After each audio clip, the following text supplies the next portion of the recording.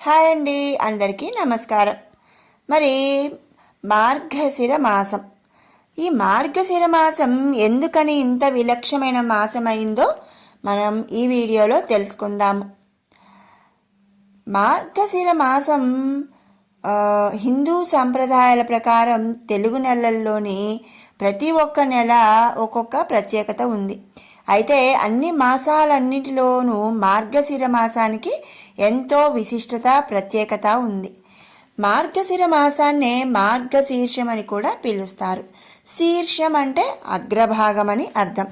మాసాలన్నింటిలోనూ అగ్రగణ్యమైనది కాబట్టే దీనికి ఆ పేరు వచ్చింది. అంతేకాదు, మార్గశీర్షం ఒక విలక్షణమైన మాసం. మాసానాం మార్గశీర్షానామని ఆ శ్రీకృష్ణ భగవానుడే స్వయంగా చెప్పాడు. అంటే మార్గాలలో శ్రేష్టమైనది. అది ఏ మార్గం అంటే భగవంతుని అనుగ్రహం పొందు భక్తి మార్గం. శ్రీ మహావిష్ణువుకు ఎంతో ప్రీతికరమైన మాసం ఈ మార్గశిర మాసం. ఇదే విషయాన్ని గీతలో శ్రీకృష్ణుడు అర్జునుడికి చెప్పినట్లు పండితులు చెబుతున్నారు. మరి ఈ సందర్భంగా ఈ మాసం యొక్క విశేషాలు, ప్రాముఖ్యత, విశిష్టతతో పాటు ఎన్నో ఆసక్తికరమైన విషయాలను మనం ఈ వీడియోలో తెలుసుకుందాము. మరి ఎవరు కూడా ఈ వీడియోని స్కిప్ చేయకుండా చూడండి. ఎన్నో మంచి విషయాలైతే ఈ వీడియోలో తెలుసుకోబోతున్నాం. మార్గశిరం అంటే బృహత్సామ తథా సామ్నాం గాయత్రీ ఛందసామహం. మహం అంటే మాసానాం మార్గశీర్షోహ ఋతూనాం కుసుమాంకం అనే శ్లోకంలో మార్గశీర్షాన్ని నేనే, 6 ఋతువులలో పుష్య సౌరభం నేనే, సామవేదానికి చెందిన గానాలలో బృహత్సామాన్ని నేనే, ఛందస్సులో గాయత్రీ ఛందాన్ని నేనే, శోభ అధికంగా ఉండే వసంతకాలాన్ని నేనే అని భగవద్గీతలోని విభూతి యోగంలో ఆ కృష్ణ భగవానుడే వివరించాడు. మొత్తానికి మార్గశిరం అంటే నేనే అని చెప్పుకున్న మాసం అన్నమాట. అందుకే ఆ నారాయణుడికి మార్గశీర్ష మాసం అంటే ఎంతో ప్రీతికరం. ఇక మాస సంక్రమణం. సూర్యభగవానుడు 12 నెలల్లో ఒక్కో నెలలో ఒక్కో రాశి చొప్పున మారుతూ ఉంటాడు. ఇలా మారుతూ ఉండడాన్నే మాస సంక్రమణం అని అంటారు. ఇలా ఒక ఏడాది 12 సంక్రమణలు వస్తాయి, అంటే 12 నెలలు. మరి సూర్యుడు తులారాశిలో ఉన్నప్పుడు కార్తీక మాసం అని చెప్పుకుంటాము. సూర్యుడు తులారాశి నుండి వృశ్చిక రాశిలోకి ఆగమనం చేయటాన్నే వృశ్చిక సంక్రమణం అంటారు. ఈ మార్గశిర మాసం మహాలక్ష్మీదేవికి, మహావిష్ణువుకు, అలాగే సూర్యదేవునికి కూడా ఎంతో ప్రీతికరమైన మాసం. మరి ఈ మార్గశిర మాసంలో భగవద్గీత జననం కూడా జరిగింది.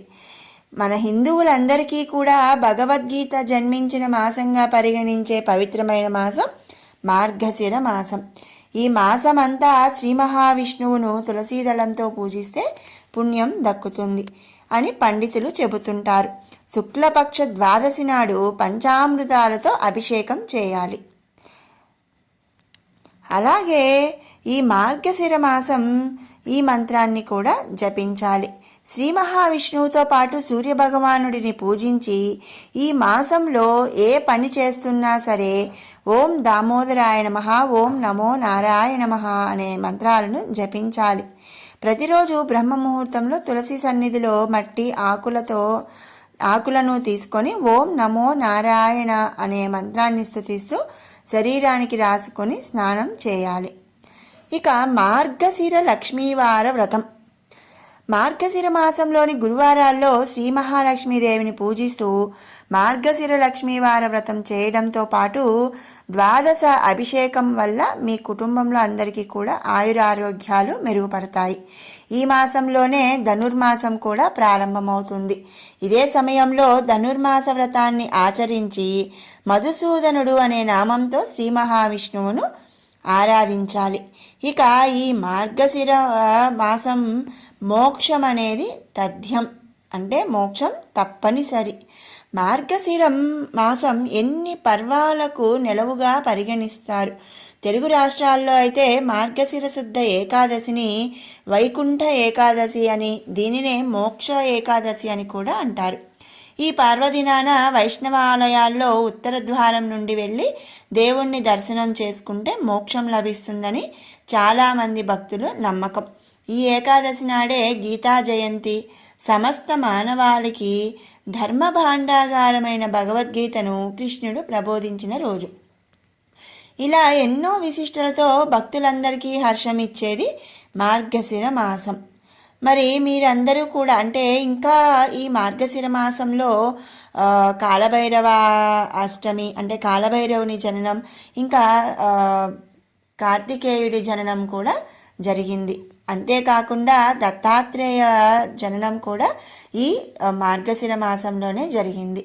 మరి విన్నారు కదండి మార్గశిర మాసం ఎందుకని ఇంత విలక్షణమైన మాసం అని.